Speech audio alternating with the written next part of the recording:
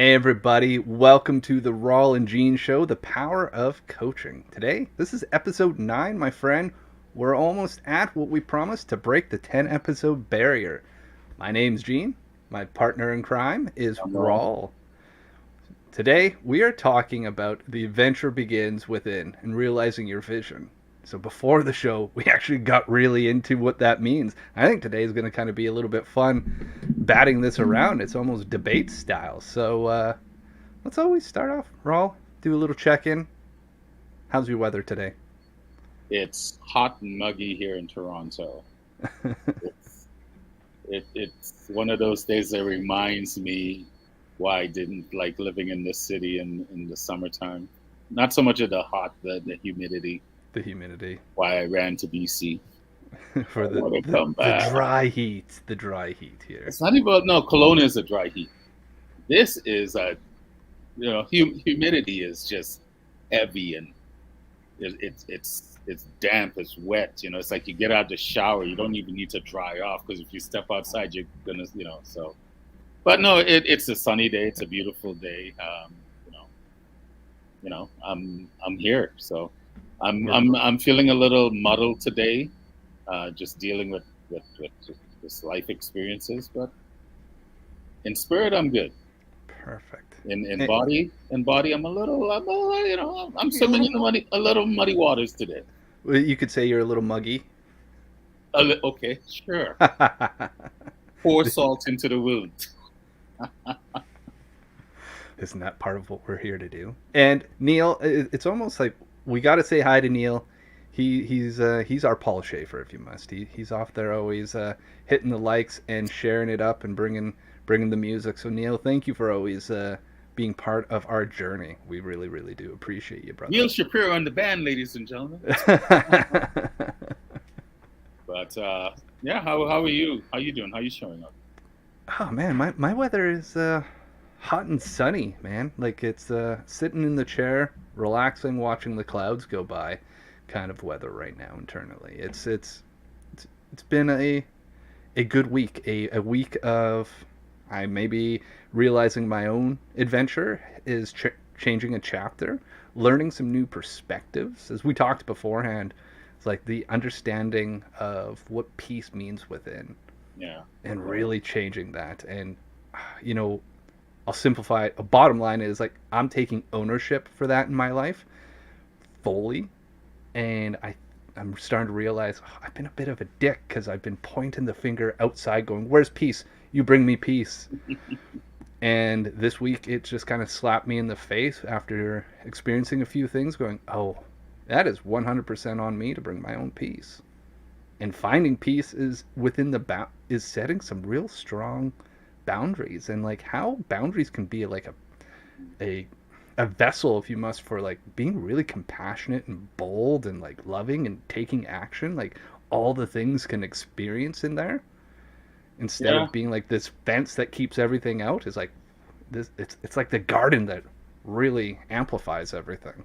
Yeah.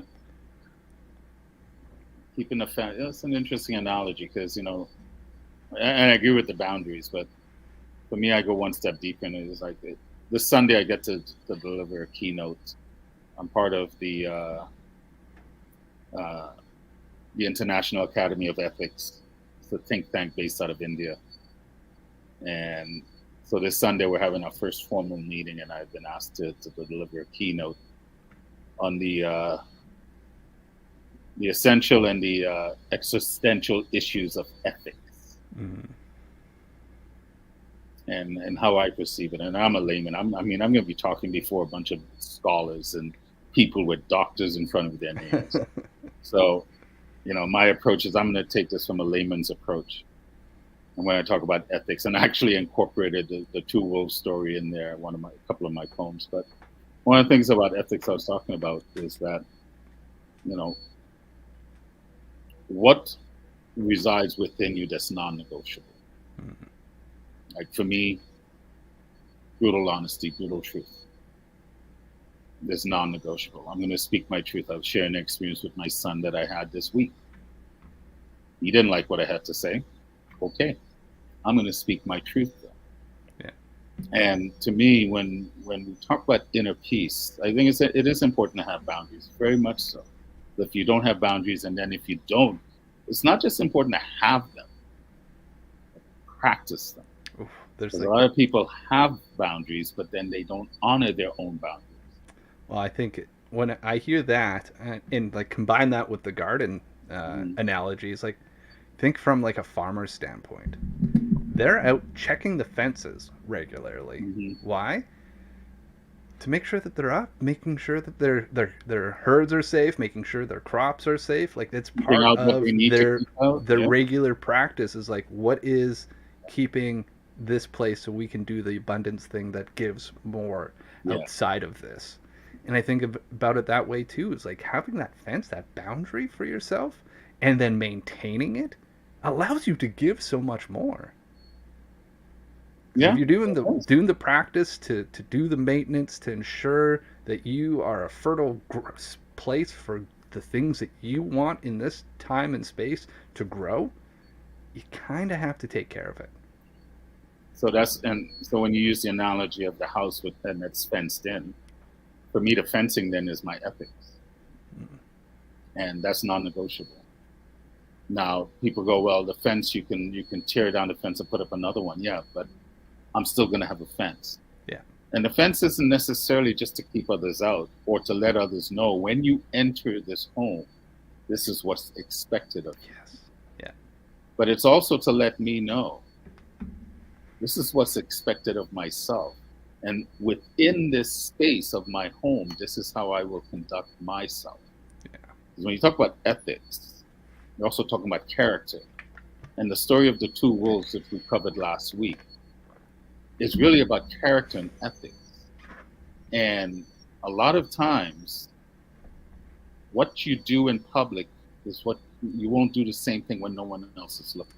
Yeah. And to me, the true mark of character, the true test of character, the things that you will do when others are looking, when no one is looking. Oh man. Will you do the same thing? You Or landed on doing it. it for those eyes? And this is where I think ethics. So when we talk about the adventure of your life, are you living an adventurous life to show everyone else, or are you living an adventurous life because you understand what your ethics, what your values, your principles, your character, what are non-negotiable? When I talk about principle, I believe a lot of things are a construct, but I also believe there are non-negotiable principles, universal principles, like gravity, like the sun rising, setting in the east, rising in the east, setting in the west. Those are non-negotiable. So, what are your non-negotiables when it comes to your internal? Mm. Because the I think, fence is just a representation of that. well, Sorry. what you're landing on for me, Rawl, is like is not so much the adventure; it's that the within part right now Mm-hmm. is like what is within. To point back to something Rawl had mentioned here already is that asking yourself the question is like, would I do this if nobody's watching? Yeah. What would I do in those moments when I know no one's watching? Are they going to reflect the same thing as when you're on a stage? Yeah. And this idea of like the ethics, we'll call it, I like your word construct, the constructs of your values, your ethics, your virtues, your character. The construct is going to always be there. What are you going to stand for? What is going to be okay? What are you going to fight for? What are you going to roll with? What are you going to, Yeah. how do you set your own direction? It basically says, I'm going to walk like this in my life. Yeah. Now, whatever that is you choose, it can be anything. For Rawl, it's brutal honesty. For me, it's boldness and courage and And I always playfulness. and I always tell people why brutal honesty, because I wasn't always honest in the past, and I remember that. I don't beat myself up for it, but I don't want to be that anymore. Yeah. Now, am I brutally honest 100% of the time? No, But you more often can you answer but more often than more not? often than not, I am. 9 out of 10 times, I am. Why? Because I just don't want to be that way anymore. And that's to me, that's when we talk about the practice. So it comes down to, Yeah. I don't want to be that way anymore at all. Yeah. Now there are times I take into account who I'm talking to, and I might try to, put a little bit of a little bit of lipstick on the Put a pig. little lipstick on the pig, Yeah, and it's still a but pig, though. it's still exactly. So I just don't want to go down that slippery Yeah. slope. So why I say 9 out of 10 times, because no one is perfect in a sense of how they practice. But Yeah. for me, ultimately, I don't want to feel that way. I don't want to feel, not so much telling someone else a lie, how it makes me feel when I do that. Yeah. I don't like that feeling inside. When I do it, I know. You've got that barometer within Yeah, you that says, "Hey, everything we're within tripping my, over something," yeah, right? And everything within my fiber and my spirit says this is not who you say you are. mm, And well, let's maybe pull that back to the place that maybe somebody isn't quite pull it way back. Oh, I'm actually better lighting back here. Can you still hear me? All right. uh, Squirrel. Woo. When you squirrel, where'd it go? squirrel, look. We were on a path to something, and now. I don't like that feeling inside. Pull it back. Oh yeah, okay, we're pulling it back. That's why I realized I've got better lighting back here. All right, so we're pulled back, better lighting. Mhm. All right, okay, scene. Yeah, I Let's. love doing this show. We got a laugh from somebody. Somebody's giving us a laugh. Serene is Uh, finding us hilarious right now. Well, maybe what I was trying to originally go with that is you've done the work, so you understand when you've done something and it lands in that place, you've got the words and the vocabulary to be like, oh, I understand what this feeling means. mhm. If you haven't done the work to sit in, like, you in Rawle's case, let's use honesty. But like, you've done something and it triggers that whole, oh, I wasn't being honest. You get like that feeling to it. It's like, well, now there's step one is like, what's this feeling? What am I feeling in my body? Mhm. Do I like this or don't like this? Basically, you're asking the question, am I experiencing discomfort right now? Mhm. And then our brains and our body goes, let's get out of discomfort as fast as possible so that we can stay surviving. Or you can short circuit that a little bit and be like, why did what was in what I just did triggered this discomfort? Yeah. And you start to be, in Rawls' place where he can say, I know what brutal honesty is because I know when I'm not it, what it feels like. But you might not know quite yet why you've triggered that within you. You get to sit with it and explore and go, what's in this No, discomfort? What's this discomfort trying to tell me? Be like, oh, I did something and something within me didn't like that. let me unpack that feeling that I said. I know what it feels like. And yeah, one thing I should, Rawl, you keep saying Rawl has done the work. My work is Well, continuous. you're always doing the work, I'm still but doing. like let's be honest. Yeah, You've yeah, done the work to give that feeling yeah. a vocab. So when I feel that way, what I'm really saying is, remember, I have lots of voices in here, and this is where the conductor lives. Yeah. One voice. So that feeling when I know if I have a moment where I choose not to be brutally honest, the feeling that I have is that I've given in to these voices and I've chosen not to listen to the conductor. That's what I really mean by that. Some people say, well, the conductor, God, Yahweh, Allah, Buddha, whatever you want to call it, that higher knowing, that knowing of everything and all things, the creator, the divine, whatever you want to call that creative energy that sparked life. I know that voice. It's a voice, it's a feeling, but I know that voice. But that voice to this day doesn't argue and fight with me. It'll just go, Raw, I think we should go this way. These voices will always say, no, we should go this way. This is how we've always gone. This is how we've always done it. Blah, blah, blah. And it will find very sexy and intelligent ways to convince me. Yeah. So on the odd occasion that I do give into it, that's what I really mean. I know that feeling. And what I'm really saying is I've chosen to go against my core to listen to these voices and to not just listen to them, to put into the universe, put into the world, those thoughts that I know that doesn't really serve me. Right. And I find that when we talk about right or wrong, good or bad or whatever, doing the ethical things probably 80% of the time doesn't feel good, right?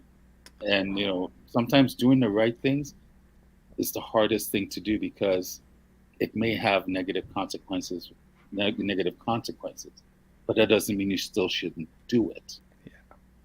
And that's what I mean, and to that core. So when we talk about vision and the adventure, because the show is, the adventure is within, Yeah. and that vision. For me, that vision is not necessarily when we're talking like, 7 habits, begin with the end in mind, and having a goal and going to the future and looking at that goal, at the possibilities from your imagination and coming back.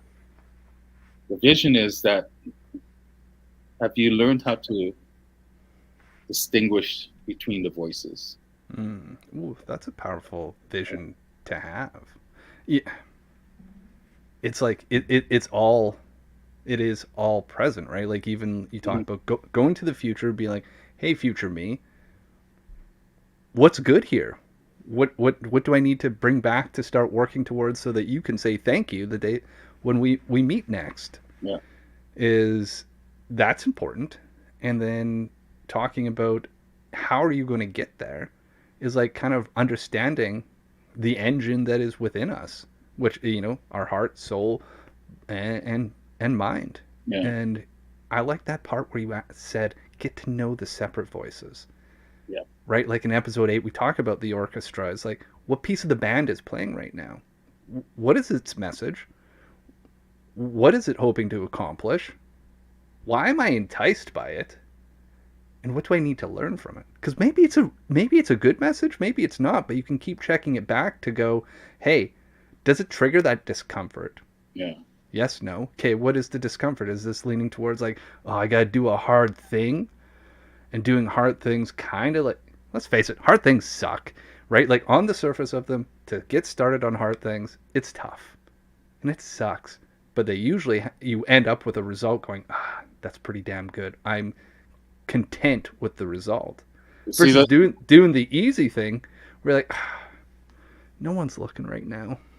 Exactly. I don't have to tell anybody. And this I'm is gonna why, do it, and it's like a seed towards that. Like, oh fuck. and this is why it's easy to always go, well, it's just a construct, so I can change the construct. And for me, I'm not trying to tell anyone how to live. You don't have to do a damn thing that I say. I just invite people. That's all. But for me, good and bad, right and wrong actually doesn't exist until I put it into the world. So inside, for me, I don't sit there and argue with myself, this is right, this is wrong, this is good, this is bad. Right? For my core ethics of, if I truly believe in truth and honesty, the truth within me is not good or bad or right or wrong. It just is. And when I choose to honor that voice, I'm talking about distinguishing between the voices. All the voices in me sound like me, all of them. But I know the difference of them. I know the difference between the voice of doubt and the voice of reason.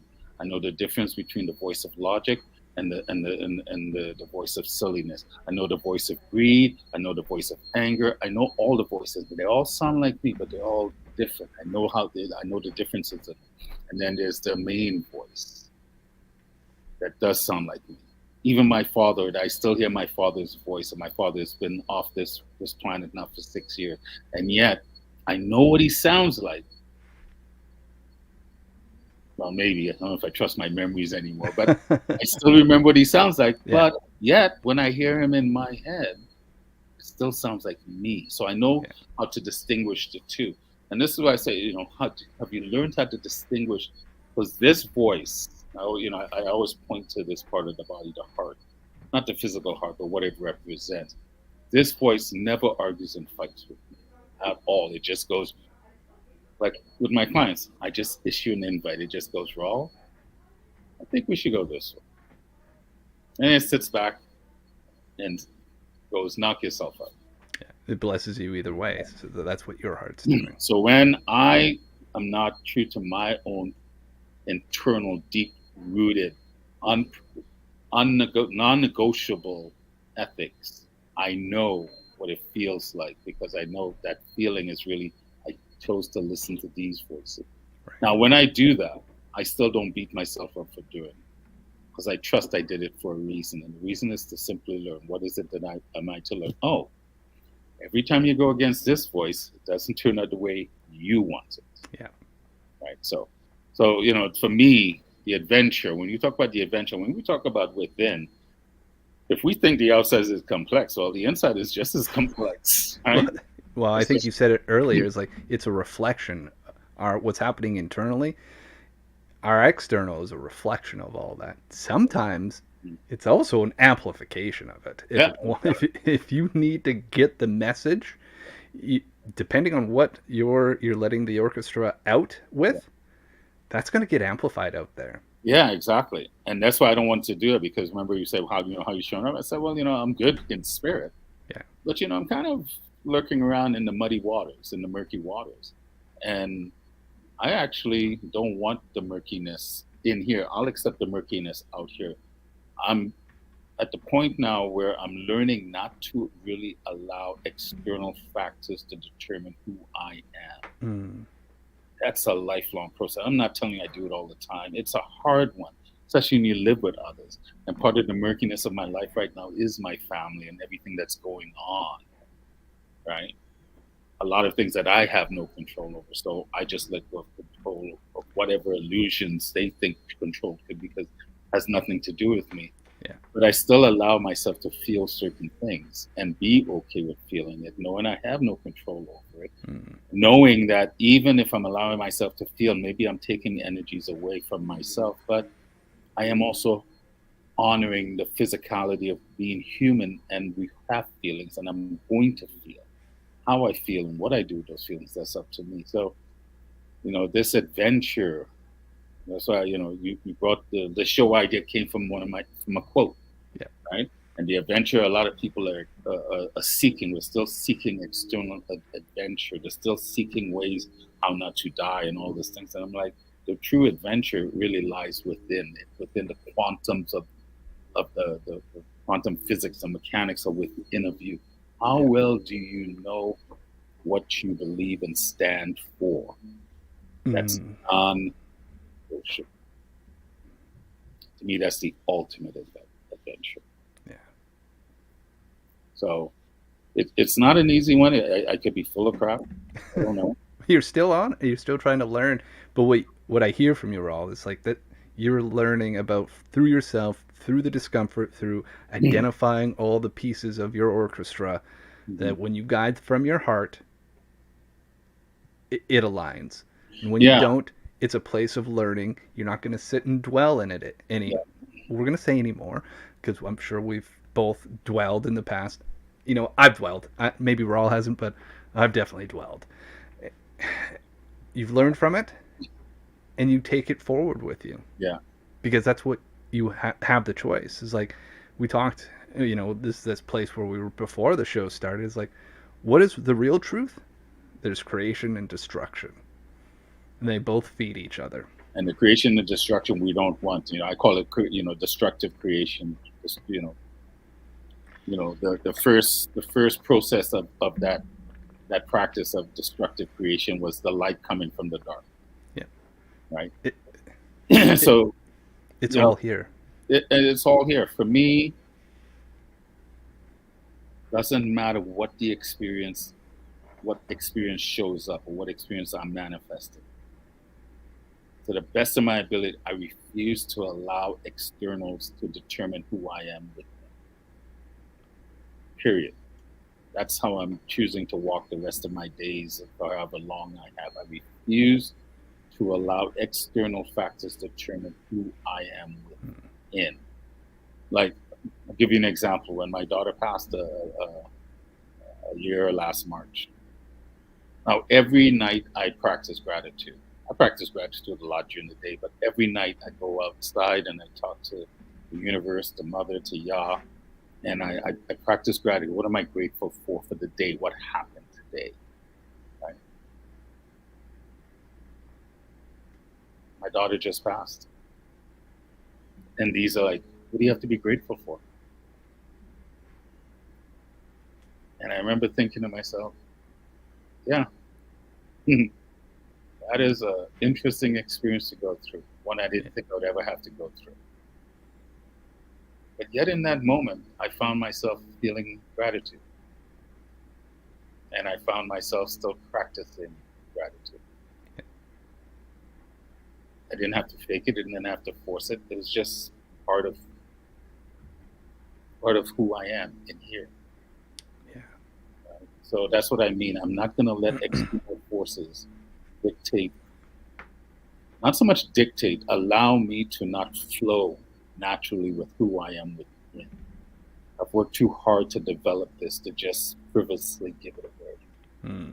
So when you talked about, I love the analogy of the house with the fence. That fencing for me is a reminder of the space that I hold within me. That's non-negotiable. Oh, the space that you've claimed within. Yes. And there's also like I like the way you said that. The space you've claimed. I like that. Yeah. There's also a component of surrendering to that space too. And that's a big one. That we should do a show on surrendering for sure. Yeah. Maybe next show. Because it does tie in. And all these shows, it's not like Gene and I sit down and we start mind mapping these shows. Okay, let's do a show, and each show will link. We're making it up as we go. Shh, don't give the secret away. I have to be brutally honest, man. But we're winging it. Well, we wing it, but we wing it and then we don't, because you know, we both practice enough and stuff. But no, I think that's a brilliant point. A lot of it for me is for me getting to this point is surrender. Yeah. Surrendering what I thought I knew, what I thought I know, what I was holding on to dearly, because you know it may not have been working, but it at least brought some comfort because I knew it. You know what I mean?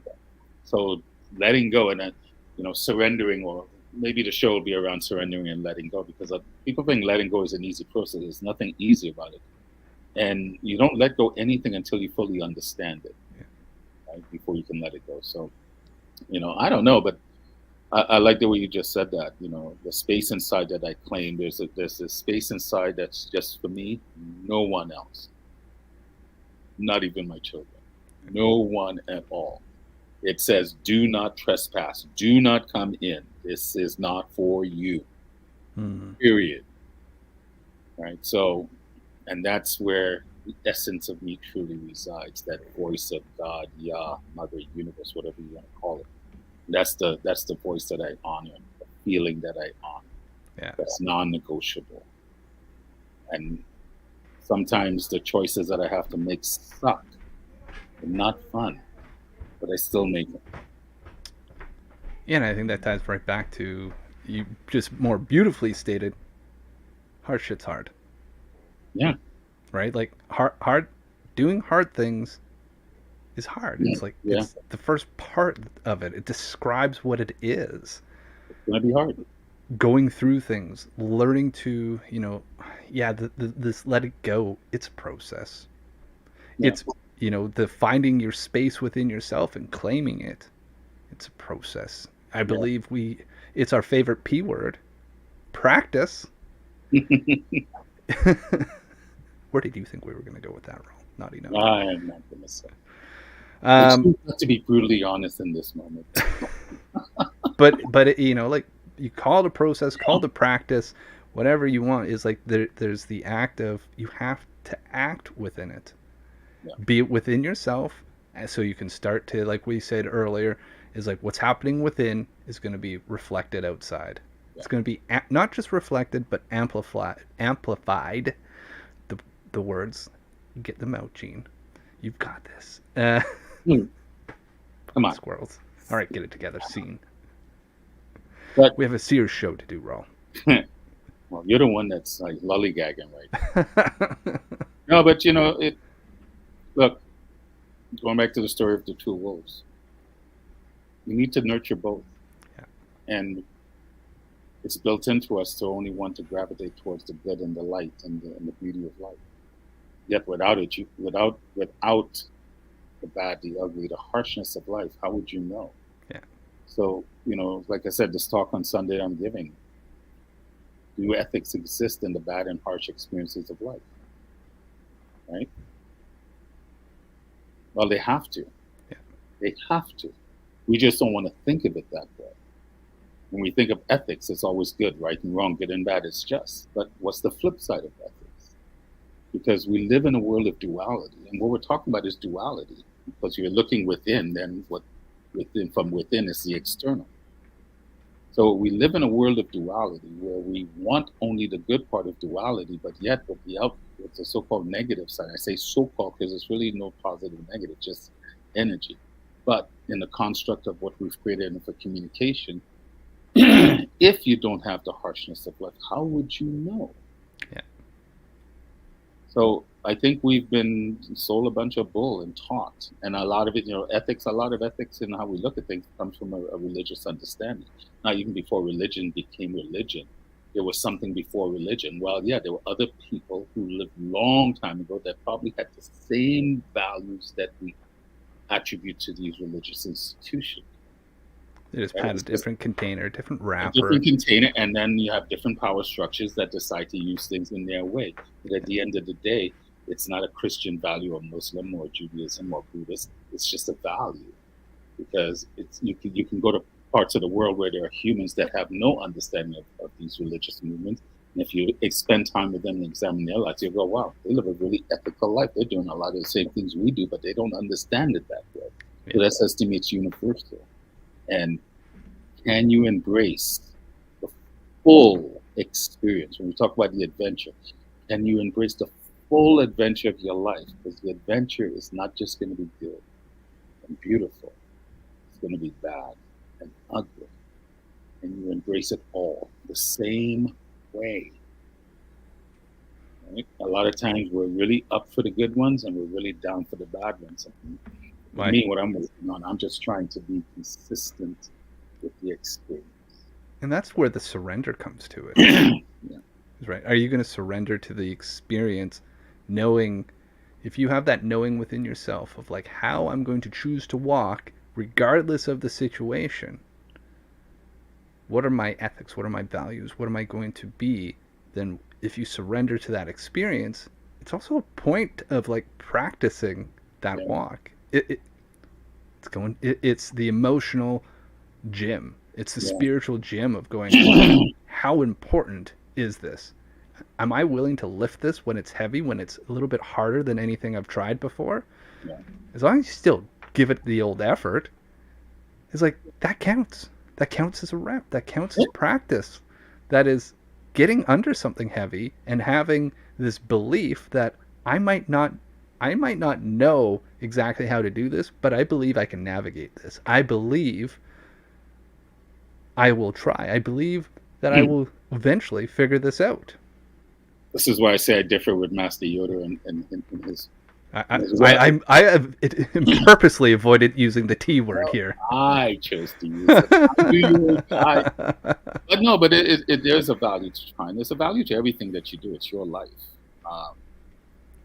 That's why, like I said, I'm really excited to do this talk, on Sunday. I'm just reading what I've written. But it's really interesting. It's something that I want us to, as a think tank, to really examine. Are there ethics in the so-called harshness of life? Because without the harshness of life, how would we know? Have we been doing ourselves a disservice and just focusing on a singular lens at how we look at ethics? I mean, we talk pragmatically of saying, oh, we know there's bad things and so forth. We say we know it, but do we truly accept it? Do we truly understand the value of it? It's like night and day. Things in the daytime is good because you can see, and nighttime is scary because you can't see. And yet, they're just two experiences. That's all they are. One is not good or bad. They're just two experiences that I get to have every day. I have experiences in the light. I have experiences in the dark. I have experiences where the gray wolf or the white wolf will will be the predominant voice. Have experiences where the dark wolf, the black wolf, is going to be the dominant voice. Neither one is right or wrong. They're just an experience. And what I choose to extrapolate from that experience is solely up to me and no one. Yeah. Now, you as a friend can point certain things out, but I'm the one that still has to take it in. And part of that taking it in is, what am I willing to surrender? What am I willing to learn here? Yeah. Am I willing to separate from I'm right, they're wrong, they're right, I'm wrong, to going, what is here? And what can I learn? What can I grow from here? It's like, what's the perspective that they see that maybe I'm not? You know, our friend Licky always talks about everyone's got a blind spot because we can only see this much, and there's always something behind us that we need to be checking out. Being open to seeing that as well, and being, we talk about like the external doesn't have an impact, but you can choose to hear that the way that you're showing up is having an impact on that, on your external life, on the environment. It's like we talked about that wake, is like, are you willing to be made aware of the wake that you're leaving in your life? I accept the external does have an impact. I just don't let it dictate to me how I choose to feel. Even when I'm feeling, I always examine, is that how I really feel, or have I been conditioned to feel this way? Right? So, it's like I'm breaking it down to every bite-sized morsel and examining everything. It sounds like a lot of work. Sometimes it is, but it really isn't. It isn't. It's just what I do now. Yeah. So, but I don't know. I accept, one of the things I really accept, that I could be full of crap and I don't know what the hell I'm talking about. That's a possibility that I accept. Yeah. I accept it all. Because at the end of the day, I'm the one in charge of what I choose to bring in, to digest, and then to regurgitate back to the world. And for me, the adventure always starts with this voice within. Yeah. Right? It's the voice that said, go to BC 18 years ago. And I chose to listen to these other voices go, no. You're from Toronto, your mom and your sister is here. Call your lawyer, you don't have to go. And I said, no. I'm going to listen to this voice. Yeah. And in 3 days, I got an answer. Just like the voice said, it's time to come home. I came home. Yeah. Right? So for me, the adventure, whenever anything happens, I always go say to someone, the adventure continues, because the adventure is continuous. And even when I take my last breath in this ego's understanding, the adventure will continue. Will I be conscious? Oh, no. I'll find out. We'll find out. I'm no soon enough. But for right now, my adventure starts within first. Okay. Right? Always starts within first with that voice. And then I let these voices have their say as well. Well, you gotta bring them to the table, right? Like, and all that. Well, they're already there. Yeah. So the choice as a conductor is you can choose to ignore them, and guess what? They get pissed off and they get louder and louder and louder. Or you can bring them to the triangle always wants to play. He needs more cowbell. More cowbell. You stole my line. I was just gonna say we have no cowbells. For those of you that don't know, go check out that SNL skit with Will Ferrell and the cowbell. With Christopher Walken. Yep. I'm like everybody else. I just put my pants on one leg at a time, then I make hit music. I think I might have to watch that clip. Seriously, people, if you want to get a good laugh, it's a good laugh for me, and obviously go find Christopher Walken when he was on Saturday Night Live. I think this was back in the 90s. Oh, yeah. Definitely the 90s. Yeah. Type in SNL and cowbells, it'll come up. Trust me.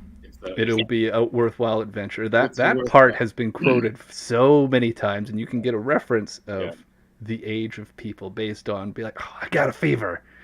Oh, the only cure is more cowbell? Yes. Yeah. Go. SNL in living color back in the day with Keenan and Damon and people forget Jim Carrey started off on that show. It's just brilliant. with not Sideshow Bob, Oh, Fire Marshal Bill. Fire Marshal Bill, Yeah. and but he had so many great characters. Same with Jamie Foxx was on. Yes. So, but there, it's funny in these skits. There's a lot of truth to life in them. No, life is life. I truly don't believe life is hard. We just make life hard based on our world, our perception, how we see the world. Maybe one of the shows we will do another show. We'll do a dedicated show on vision, but the vision that I want to talk about is aligned more with Thomas Sowell when he talks about what worldview do you really hold. In his book, Conflict of Vision, he talks about the unconstrained versus the constrained vision. So that's something I'd want to unpack in another show, because I'm actually going to kind of touch on it in my talk on Sunday, but maybe that, add it to the. I'm adding it right add now. Add it to the queue, add it to the pipe, add it to the pipeline. And then in our Monday sales meeting, well, I say sales meeting because every time I think of a pipeline, I think of, sales funnel and got to filter them in from the top. Right, I'm late for the 10 o'clock Monday morning sales meeting, so I'm just working on my pipe. I'm fudging stuff. That's another reason. Man, back in the corporate days, people were lying left and right just to make themselves look good. I just don't want to do that anymore. So, anyway, man, it's wow. See how time flies? It's already 2:44. And you know what? We started with an idea of a topic today, and we kind of let it float wherever. We didn't really touch on the vision part, but we really talked. We hammered about the within component, and I think that was really a valuable piece. Where I see this growing is like, I like your idea of how you look at this vision from the constrained and unconstrained. I also look forward to us talking about like setting, splitting that down about like visions, goals, and all the other pieces that tie all, like, start to put a bow on a lot of what we're talking about, because we could just keep doing episodes about this. We did talk about vision. We just talked about it in a different way, and I think a lot of times when we talk about vision, we still kind of, I'm going to make an assumption we're talking, from a pragmatic business standpoint of vision, goals, and those sort of things. Yeah. But the vision that I talk about, I believe all things are created twice. First in the spiritual realm, imagination, the unknown. You can go into the unknown and use your imagination, the possibilities. So I talk about possibility. Take me to the island of possible, right? And then I come back into this moment armed with that intel, the vision. Yeah. But all the visions, whether it's me stepping into the future or even going into the past, it's all a practice of using your imagination to see the unknown, or using your imagination to see what you've already experienced in a different way, to understand it in a different way. But that's part of the adventure. So, we did talk about it in a different way, but the vision that I do want to talk about on the previous shows, when we, that worldview, how do you see things?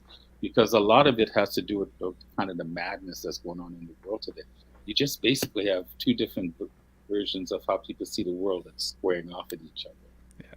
And one isn't right, one isn't wrong. It's just two different ways. It's different. That's all it is. Well, I'd like to contend here today when we talk about like that farm within, that land you've claimed within that you can surrender to. Mm-hmm. That's the third vision. Within this, right? That's that place that you can visualize. I use farm. It makes a very clear picture. I invite you to make your own picture that you within can start to surrender to and explore and bring out, like we've talked about, the orchestra of voices, and let them kind of roam free. Let them find out what they like to say and bring that back in. Harvest what you will and use that to grow your own abundance, to continue to find that place to be like, this is now, I can surrender in here. I'm beyond surviving, because now I have a vision within of who I am within myself, and how to keep practicing and cultivating that. That's a powerful place to be. How are you tending to your garden? Yeah. And I'm the gardener. When you're tending a garden, what do? You prepare the soil, right? You prepare the soil. You remove the undesirables that's going to prevent growth.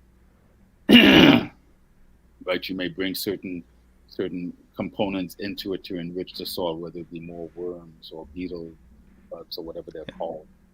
But you prepare your garden. You don't just go blindly plant seeds. Now you can do that, but it may not yield the kind of fruit that you want. So I look at myself as I'm the garden. And regardless of what seeds are planted in me, the garden stays constant. Stays constant. Because why? I'm constantly tending to my garden, constantly making sure that the ground, the soil, the dirt is rich. And it doesn't matter what seeds planted, what experience are planted, it's going to be solid, strong, and rich and dependable. Right? So that's kind of how I look at it. So it's the medium to grow into. yeah. We could always get into the fact, be like, is the farmer really growing the seeds? No, planting them. The Well, seeds know how to grow themselves, and if you that's a create fair the question. fertile zone, That's an they'll do esoteric their thing. conversation, so we can get philosophical another time. We are kind of running out of time, aren't we? Well, we're not running out of time. We just, we honored. Always told people we will honor the right people. This is not going to be a 10-hour show. So, and then we still have our poetry to do. So, do you have your piece? You get to go first this time. Well, let me quaff the beer. You got quaffed before we get into the exposed section of our podcast. Yeah, I quaffed the beer because the dreads are on top have gotten loose, and so now I need to. I washed it the other day, but I didn't really twist it, so now I need to wash it again. Oh, she's back, Gene. Oh, is she coming to be famous again? I don't know. She always goes, "Why do you bring me over there? I'm not famous." But then she comes here and dances to get my attention. Mm-hmm. You're on live here. There's people on Facebook that just heard that. Do you want to come and say hi real quick before? Well, I don't know. Come. Like, they don't bite hard. They don't want to just see you wave your hand. Your face. You just Hey, kiddo. Look at that face, eh? That face of my uncle's making me do this. I really don't. He's making me say hi to the world. Smile. Pretend you like people. So, go away. Don't beat me. We're on live TV. Senior abuse. Yeah. All right. So yeah, I do have my poem. All right. I was going to read the poem that I'm going to do on Sunday, but I'm going to save that because I don't want to ruin the surprise for the people that are showing up on Sunday. So, am I going first? I guess I'm. It is your turn to go first. I don't know. I don't keep track of these things. So. Pull up a poem for me that symbolizes kind of what we're talking about in the adventure of life itself. And I call it In Yah's Grace. For those of you that don't know, or paying attention, when you hear me say Yah, it's God. I just don't use the word God. So my hands reach high to touch the heavens, seeking to capture the thunder in the clouds. In the moment, I surrender to the discomfort as I accept the stoic Joer unabound. I've peered past Medusa to find wisdom's gate, to be grounded over my bridge of troubled waters. With the earth firmly underfoot, my lungs inspire air at the crossroads. I stand contemplating my next steps. Conformity's expectation challenged my newfound sight. Perception is discarded. Perception is disguised as old ways of comfort. Illusion plays out, roadblocks cast in the fading light, reminding me that dark clouds hold silver linings. Embracing the unknown, accepting my limited gaze, I tread on a winding road with no return in sight. My soul's contract set in stone, lessons still to unfold. As I linger, comfort takes flight amidst the madness. So onward I press, hands still reaching for the sky. The road may seem familiar, but fear's whispers persist. Yet faith in Yah's grace in silence lift my doubt. I plant one foot before the other, truth in my stride. I'm ready for the unknown that lies beyond the horizon. In the light of transformation, my new skin unfolds. Undeterred, I travel forward, distractions I disown. I am grounded in gratitude. My sails poetry holds. End of piece.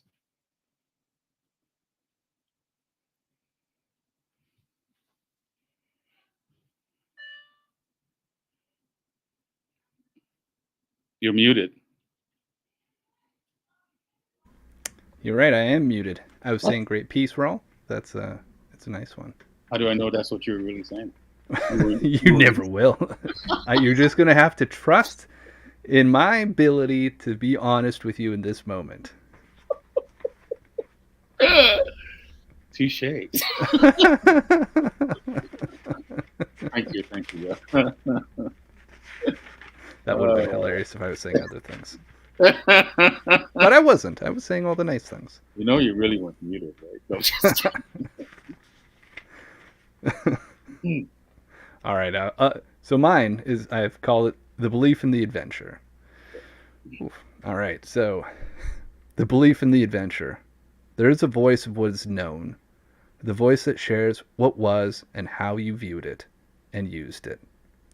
The voice seems to be all-knowing, in its way to predict, like in a few steps ahead, saying, no, not that step.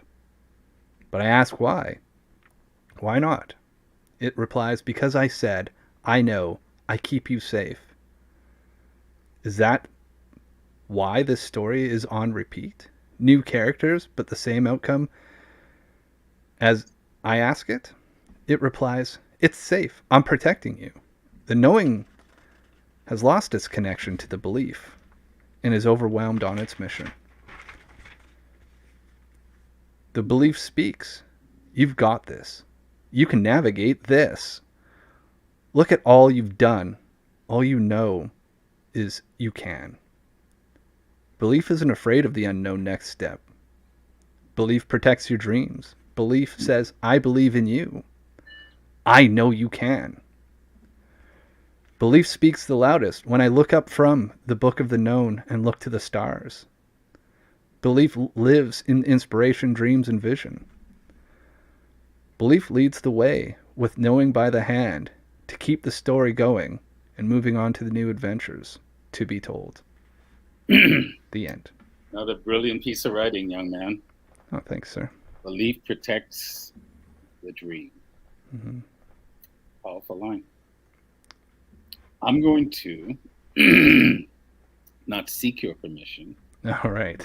I am not going to invite you. I'm going to just tell you this is what you're going to do.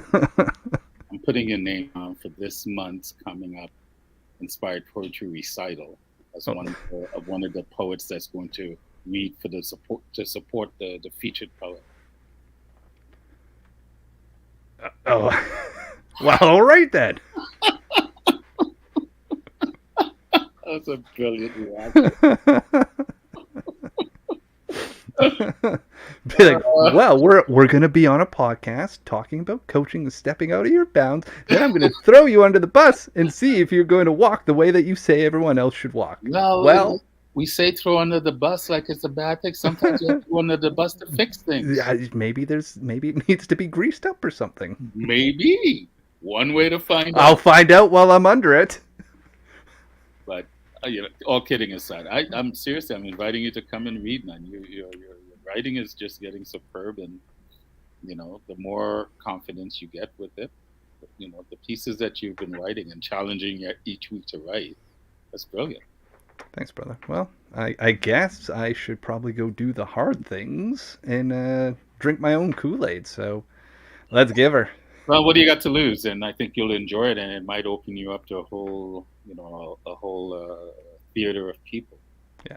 That you wouldn't come in contact with. So, But anyway, we're at the You're approaching at the the hour end. mark. Yeah, exactly. So, but yeah, I hope you're extrapolating these pieces and doing something with them, or at least put them someplace where you can have easy access to them, and maybe go back. In my little notebook. Look, Yeah, yeah, the writing and scribbling, it's all yeah. there. No. Well, I could tell you know, the other pieces, maybe you did that, or you were just more centered, but doesn't matter.